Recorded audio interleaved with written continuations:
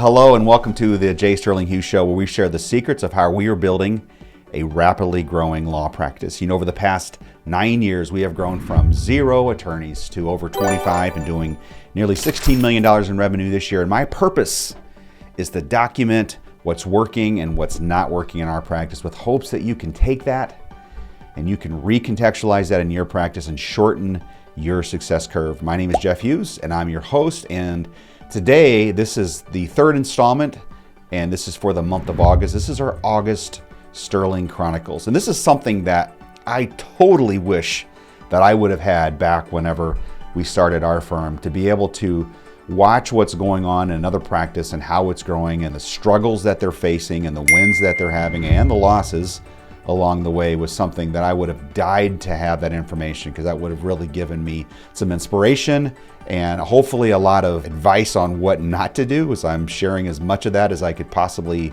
identify as we go through this. And I hope this is helpful to you. So this month we have really 3 headlines to share with you. I want to walk through and give you an update where we're at on our non-lawyer consult team and the team that's taking consults that are not lawyers.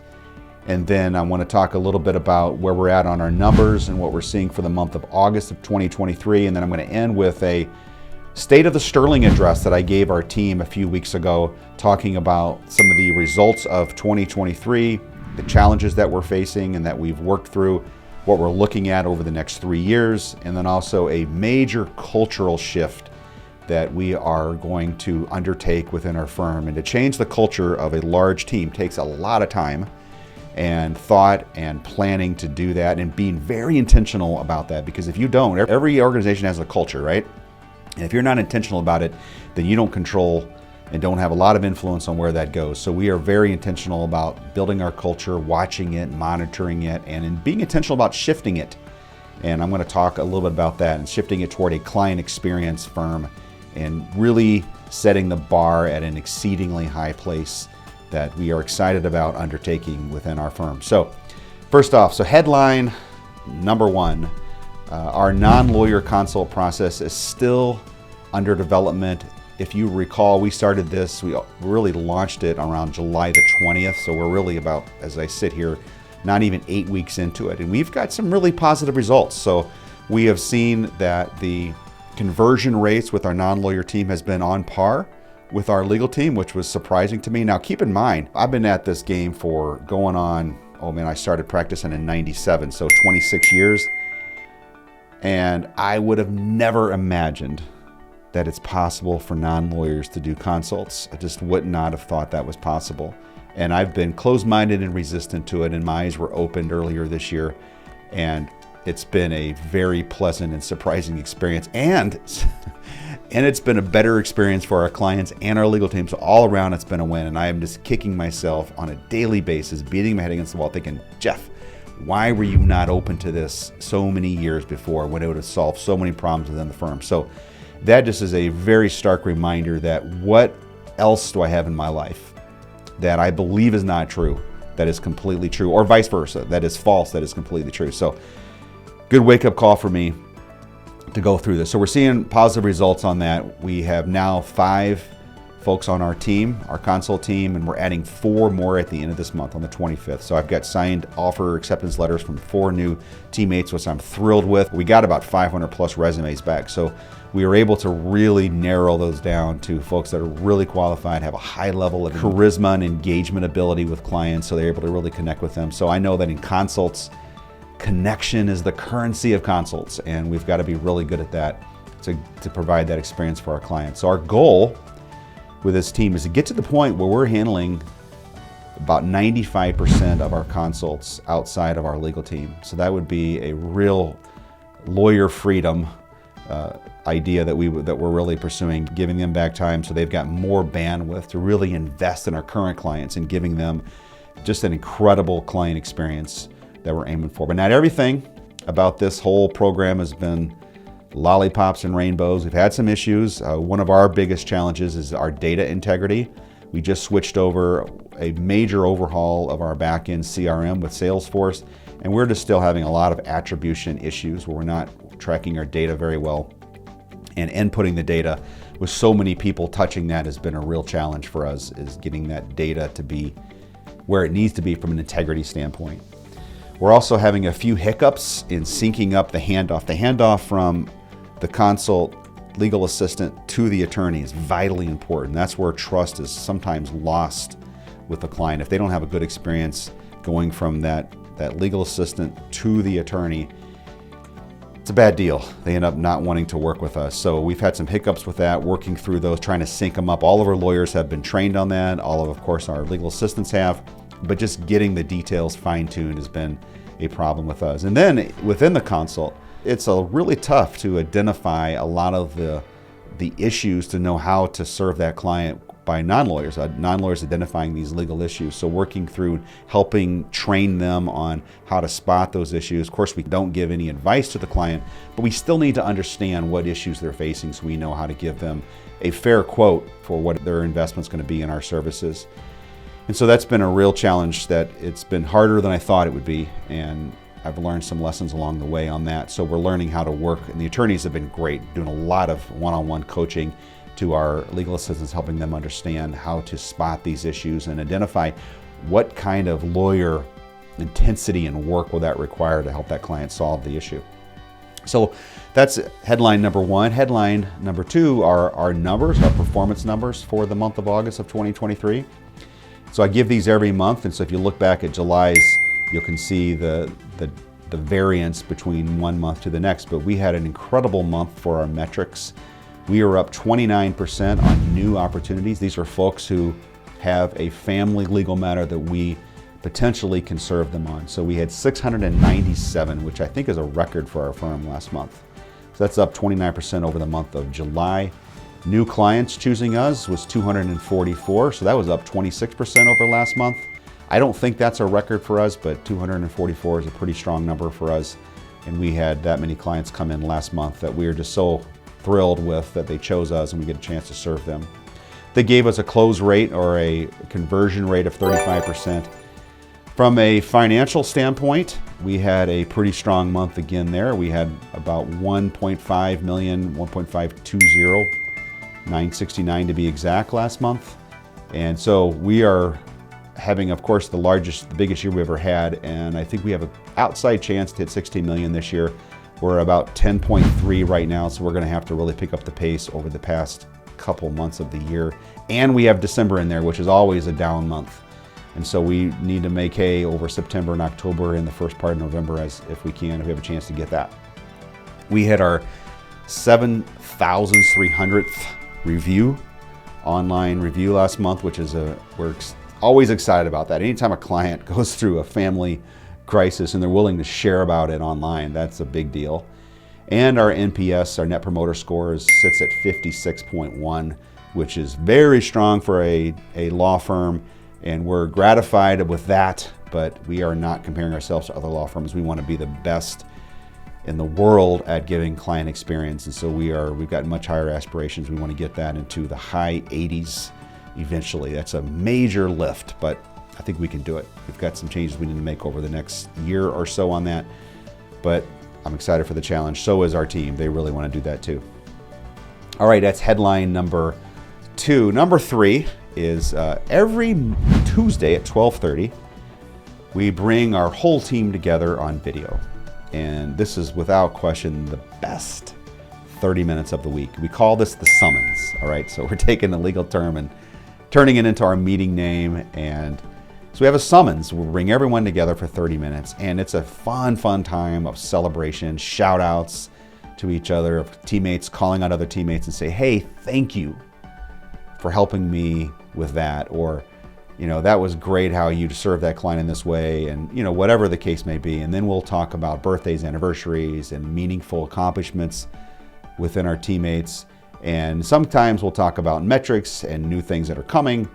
Well, in this particular summons that I'm going to share I shared with the team where we have been over the past year, where we're going over the next 2.5 years, and some of the big projects that we've got on the table to address. And so that's coming over the next 1.5 years as we start those projects, such as opening up a new state, a client app, and a major shift that we want to do within our firm culturally and that is moving to a firm that's known for the client experience and just creating an experience that's unmatched, unrivaled by other law firms. And what would that take? That's a multi-year initiative, and so we're not quite ready to kick that off with a full plan with an advisory team involved, but more or less I'm just setting the table and putting the headline out there as a, hey team, this is where we're going. So I'm going to share that with you. Hope that is helpful and adds value to you in your practice. So with this, I'm going to let it go, and you're going to see our summons from a few weeks ago and sharing the state of Sterling and our cultural shift. Have a great day. Well, I'm going to be delivering our state of the firm, kind of letting you all know where we have been over the past 7 months, what we've done, and the really cool things that we should be celebrating there. And then we're going to look out ahead to the next 2.5 years, the next 29 months to be exact, and share with you where we see the firm going, what is on our planning board, and then a really big move, a transformative move, I would say, that will affect all of us in our firm in a big way, and I'm really excited about it. But I'm going to tell you about that at the end. So let's take a look back, walk down memory lane just a little bit for the past 7 months. So coming into the year, we set out with 5 firm goals. These are like the big ones that all the other goals should be in service of. And one of those was we wanted to end the year with an 8% net margin or profit in the firm. That we felt like 8% would allow us to continue to invest in a pretty big way with our profits back into the firm over the course of the year to keep growing and keep really betting on ourselves, because we have done that historically. We've actually spent all of our profits historically on reinvesting and growing, and then borrowed money on top of that.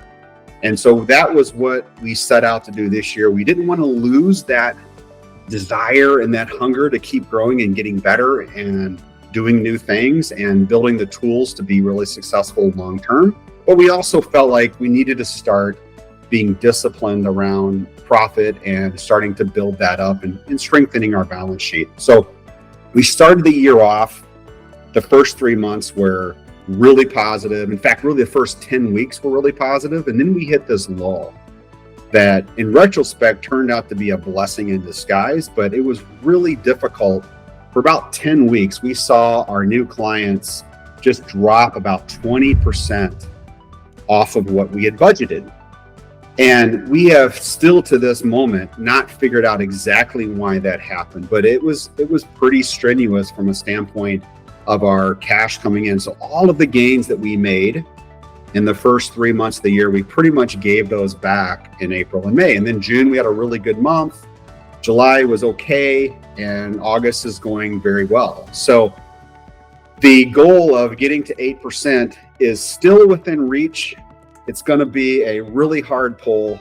I kind of don't know if we're going to get there for the year. We'll certainly end with profit, but we're not quite sure about getting to that original goal of 8%. So I would say of the 5, that one there is sketchy, probably the most sketchy of us achieving this year. So that was goal number 1. Now I want to also point out, this was a shocker to me when I saw this at our financial review last week, but year over year. So you take the first 7 months of last year and you compare them to the first 7 months of this year, and we have grown almost 23%, which was a big surprise to me. It kind of snuck up on me, actually. So that was really, really cool. So we're on pace to certainly finish the year in the bonus and the profit. So that's really cool.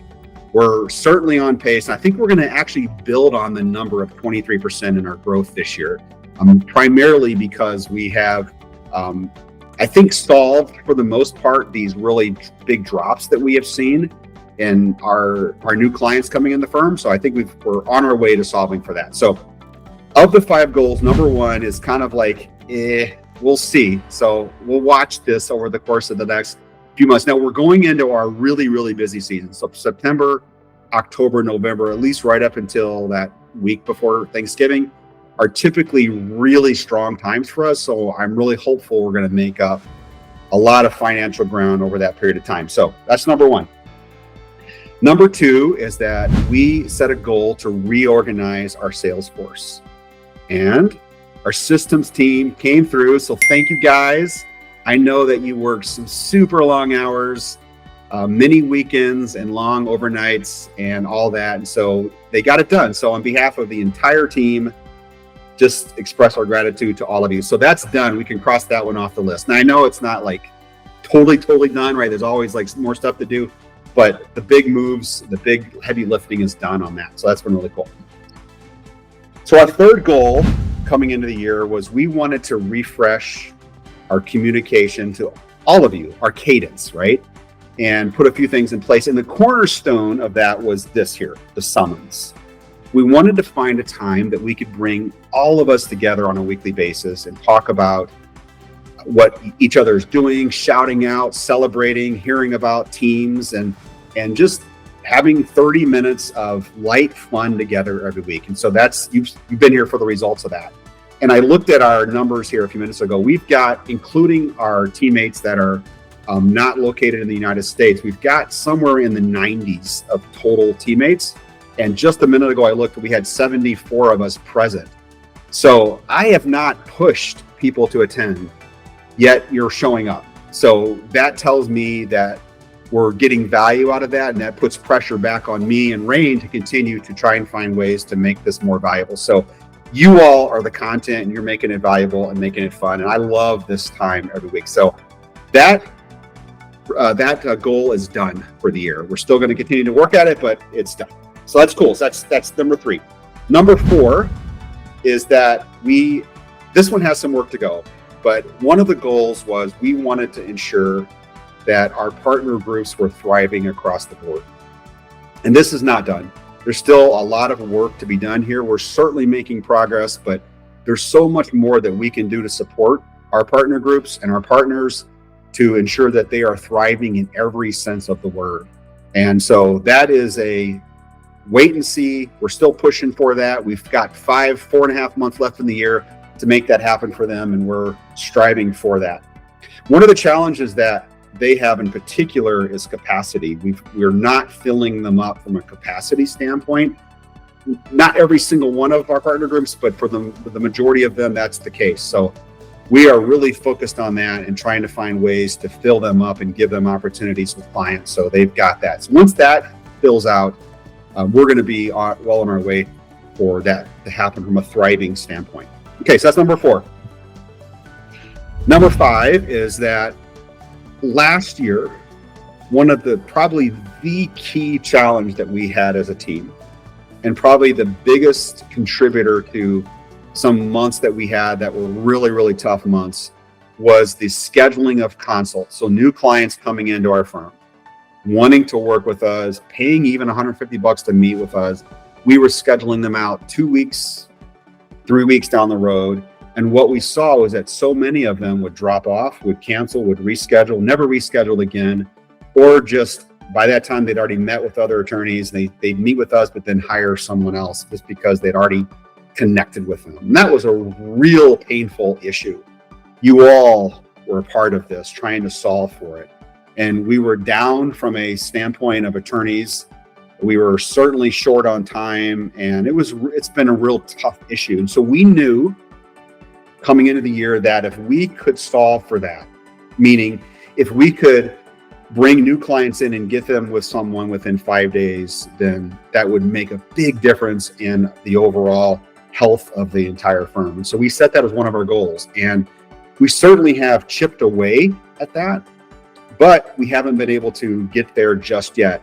However, we do feel really confident that we have a really good line of sight to make that happen with Project Overhaul and with the ability to have our support team do our consults instead of our lawyers. So we feel good about that. I'm hopeful. I'm pretty positive actually that by the end of the year we're going to be able to make the announcement that we hit that goal.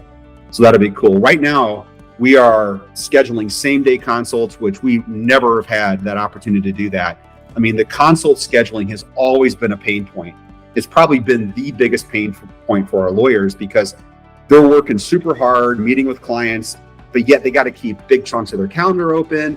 they're never knowing. There's calendar uncertainty on the scheduling. Whenever a consult is scheduled, there's always work pre and post, and it just was always been a real challenge from a scheduling and a standpoint of the workflow for the attorney. So hopefully we're solving for a majority of that with our CLA team and Project Overhaul. So, all right, so that's the first 7 months of the year. Okay, we're halfway through month 8. Let's talk about where we are going as a team over the next 2.5 years, or 29 months to be exact. Okay, so this is what's on the planning board. This stuff, keep in mind, everyone. Okay, we haven't chiseled this in marble and like this is it for sure. Okay, but we have certainly been talking through this in our planning sessions. This has been on our planning board as we look out and we map out the next 3 years. And we're going to certainly react to opportunities as they arise and make adjustments. But we feel like this is where our achievements are going to be over these next 3 years. We're going to continue, number one, we're going to continue to grow our Illinois team. So most of us know, I think, that we opened up our 5th hub office with Naperville. Now it's still certainly young, it's nascent. We don't know the speed of which that office is going to grow, but that is earmarked as our 5th hub office after Arlington Heights. So that's our hub office for Illinois, and Naperville will be that next one, that 5th one. We also see a 6th one coming online sometime, maybe late next year, maybe in 25, where a 3rd office in Illinois, which will be the 6th overall for our entire firm, will come online in 24 or 25 is what we anticipate right now. So Illinois will certainly continue to grow. A lot of clients down there who need our help and our service. And so we're looking forward to seeing that happen there. Number 2 on the planning is that we still anticipate opening up Florida. And right now we've kind of earmarked 25 as the year that we actually do that, meaning about a year from now, our marketing and our ops teams will have to start prepping and preparing for opening up an office down in Florida. So that's coming as we look out ahead. So number 3 is our revenue targets. So this year, now we've grown, like I said, a little under 23%, so 22.75 to be exact. That'll probably put us somewhere around 15.5 million this year, maybe a little under that, depending on how Q4 goes. So call it 15.5 million is where we'll end up this year. In the year 2025, that number will be at 27 million is what our best forecasting looks like as we get into 24 and then go into 25. Right now, today, we feel like we could add several more $1 million of capacity or of revenue just with our current open capacity that we have right now. That's without, stressing our team out and putting more on them. That's where they're at. Some of our teams are, like I mentioned earlier, under capacity, and they're dying and hungry for more clients. So that's cool. We've really never been in this situation where we've had so much excess capacity. It's always been kind of the reverse of that. So that's cool. So number 4, as we look out the next 29 months, and that's in the area of AI. We obviously have been talking about artificial intelligence in our summons. Jeff has spent a lot of time and effort coming before us, just sharing with us some of the things that he's seeing and cool tools and features. And now this is super hot off the press, okay? I mean, literally, Tony is not here today. He's actually spending the day just kind of getting away, thinking and kind of prepping and planning and recalibrating on some things. And he texted me about an hour ago. And the marketing team and him have collaborated, and they feel like they can go live with our first AI tool, which is in the form of a chatbot on our website. That will happen, we anticipate, at least according to what I'm getting from Tony, in the next 6-ish weeks or so. Now, what that means is this.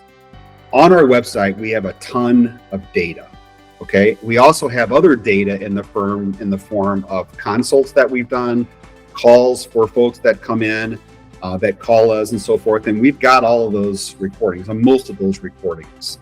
And what we need to do is transcribe them, put that into like a big pool of data.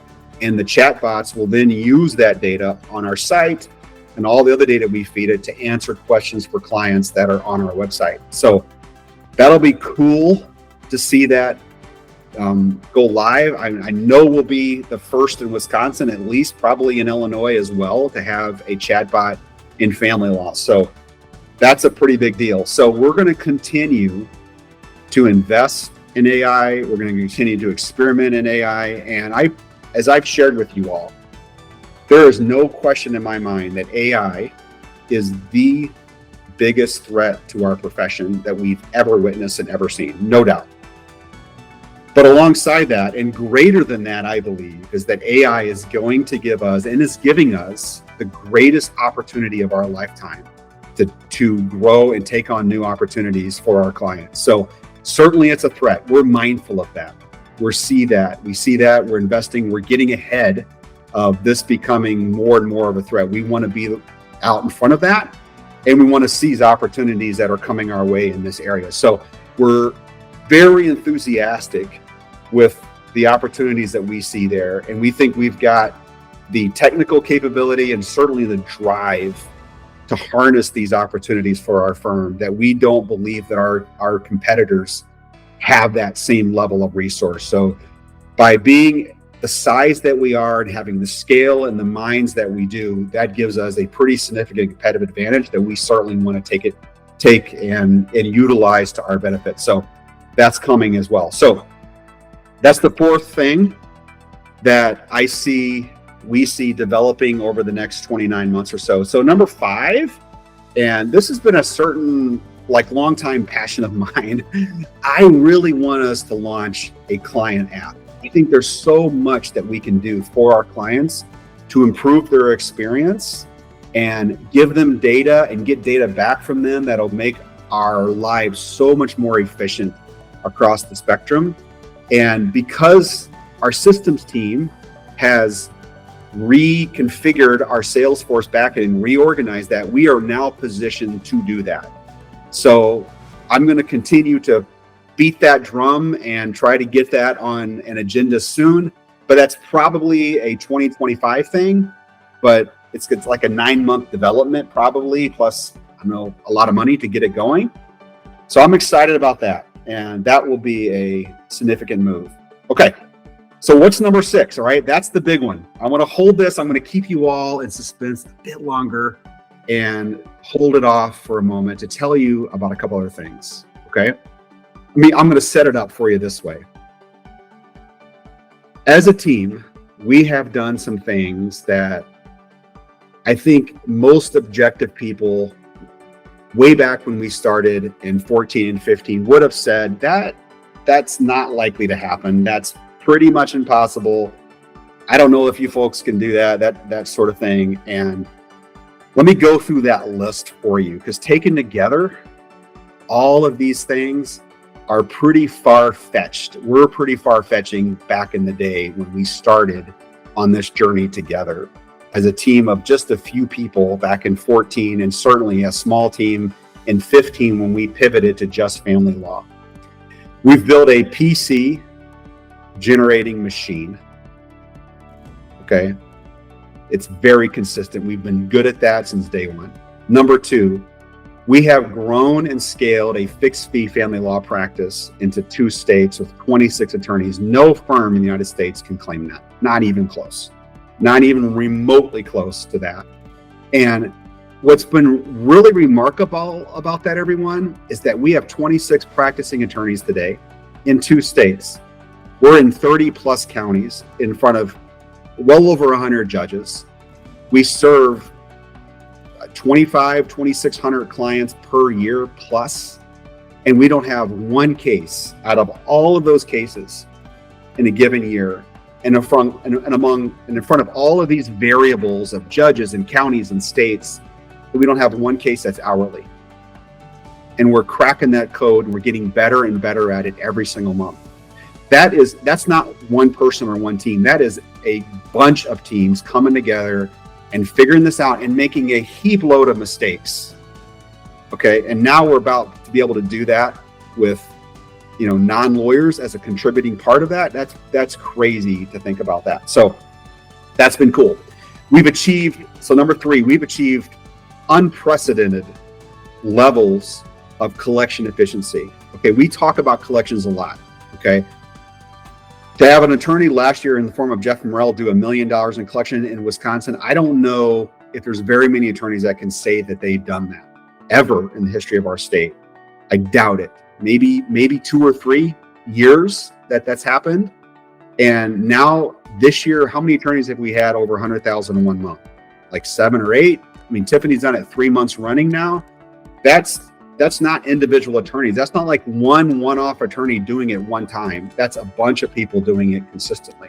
Okay, that's extraordinary. That's amazing. We can't overlook that. They couldn't do it by themselves. That's a team effort supporting them to be able to do that, and they'll tell you that. We have number 4. We've developed a data and measurement system that no firm has, and we've spent several $1 million developing our sales force.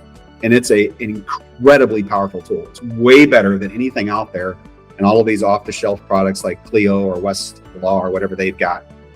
We've also earned, and I want to stress this part because this is like a round of applause for all of us. We have earned over 7,000 client reviews and counting and growing every single month. That's a ton of clients who are going to write something and post it about us. That's awesome. 7,000. And so I'm not celebrating this last one just yet. Okay. But because if you would have taken little Jeff and take me back 4 months and asked me if this was possible, I would have said, no, this is not possible. And that's the idea that we can have non-lawyers sell and move a client all the way through the consult process to a funded agreement. That's like blew my mind that we could actually do that. And we're close to accomplishing that impossible thing too. So I'm giving you all of these like impossible things, guys, not because any one of these standing alone is not anyone couldn't do for sure. I mean, firms can kind of crack this code, but together this stuff's been amazing. And my challenge to all of us is that we have within us the capacity to do one more thing that's impossible, that I want to challenge all of us with. Okay, because we've done these things. I've just shown you a long list of 6 things that we have done or about to do that is not done commonly. This isn't like everyday stuff. This isn't like, 1 or 2 of firms in the state or even in our Midwest that are able to do this. This is something that we uniquely have done. And one of the things that we haven't done well at, and I'm responsible for this piece of it, is that we haven't done a great job of telling our story to the world. And it's in our vivid vision that we are going to transform how family law is practiced. And we are doing that, but no one knows about it. And so I've taken, we've put a lot of effort into, I've started a podcast. We have a YouTube channel going now to tell our story, that we're going to get better and better at doing that, because we think the world needs to hear what we're doing, because what we are doing is extraordinary. And so we have room, we have capacity for one more thing, and that is that our client experience is a positive when we compare our current experience that we give our clients today to other lawyers. Okay, if you look at our NPS as it sits right now is at 50, I believe, when I looked at it last week.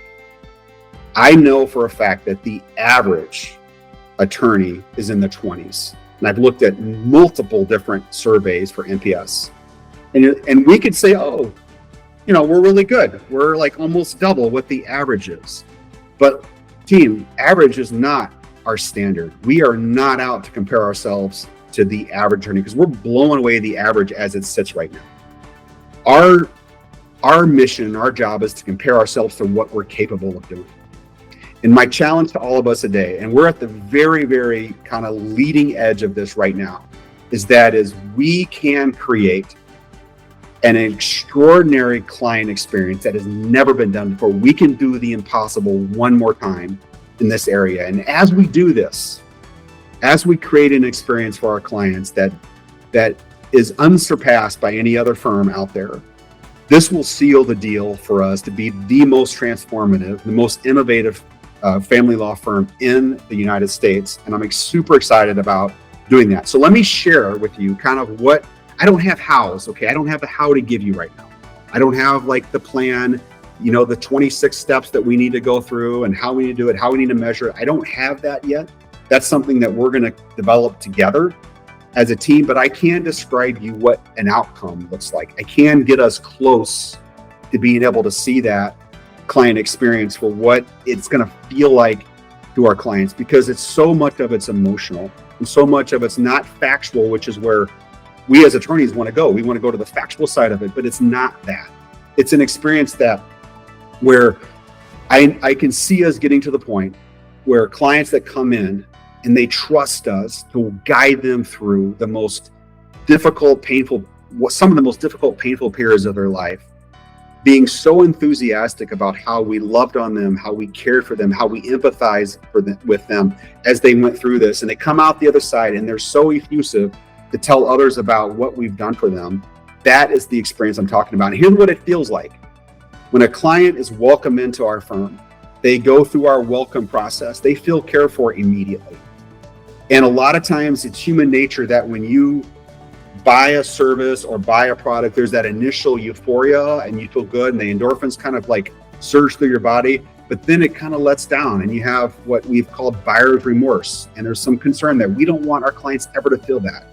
We want them to feel right away, you know what, I made the right decision with this firm because they care, they listen, they're taking care of me in every step of the way in the very, very beginning stages when that relationship is being established and the connections are being made. I envision a scenario where through that entire lifespan of our clients, starting when they're a PC coming to our website, and the communication that we give them on the website matches up with what they get from our intake team.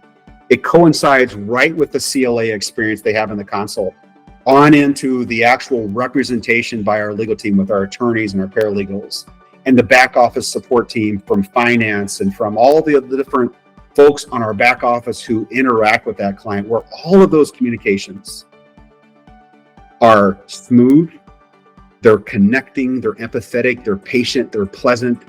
There's no friction in that process. There's no surprise emails. There's not too many emails asking for a review, or there's not like miscommunication on documents going out to the wrong person, or there's none of that stuff. There's just a consistent flow through the whole process. And that's real easy to do if you're a small firm of one paralegal and one solo practitioner, but it's much, much more difficult, but it can be so much more powerful when you have a team of our size that's able to do that and deliver that kind of consistent experience that whole time that client is with us. And alongside that, I imagine a scenario where, because I know how clients go through this up and down, the emotions are all over the place as they go through a family court matter, and they're euphoric one minute and like really disappointing and down and frustrating the next, and they need information.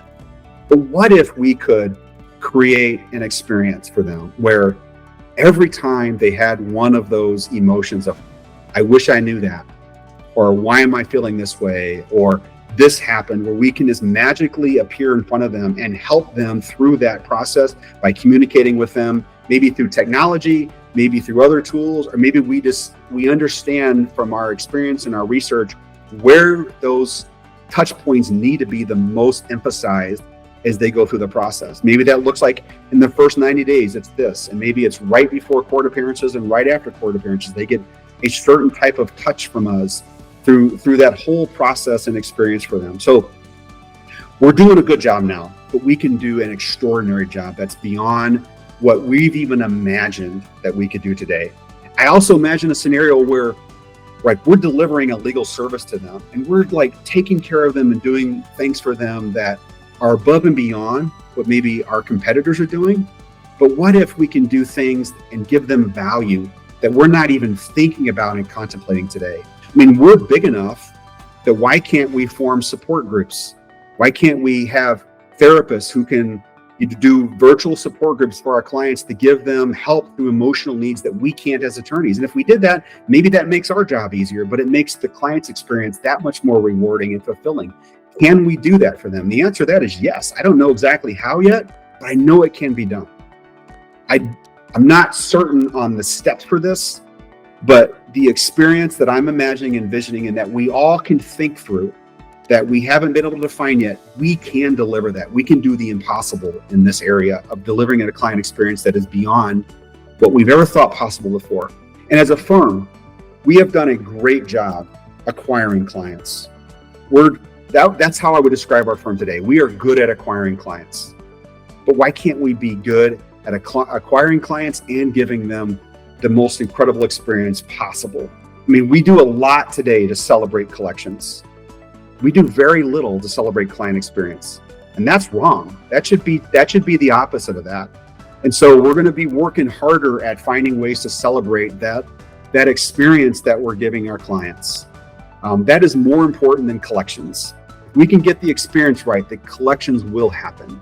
And so the emphasis is going to be on that as we move forward. Not quite sure how.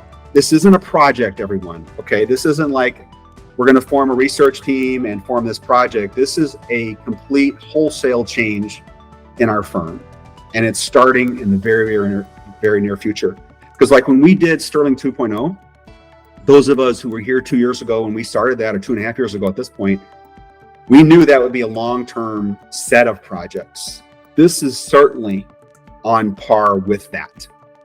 It's going to be a 2-year push for us to get there, but we will get there, and we'll start on that in the coming up soon. So finally, I think we're at this point now where we have the mind share available for us to do that. And we've got the opportunity from a transformational leadership standpoint as a firm to do that. And we need to meet that responsibility. So, and one more benefit, then we're going to get, I'm over time here. I'm sorry. I just got carried away there. One more benefit is that we've talked about AI. Okay. And AI is, like I mentioned, a threat for sure. And the side benefit of this, focusing on the client experiences, we're doing things that computers and robots can't do. And this is one more mode of defense around the AI changes that are coming, that are in the near future happening. So there's more to the strategy than just the client experience. There's also some defensiveness of that around our firm and so forth.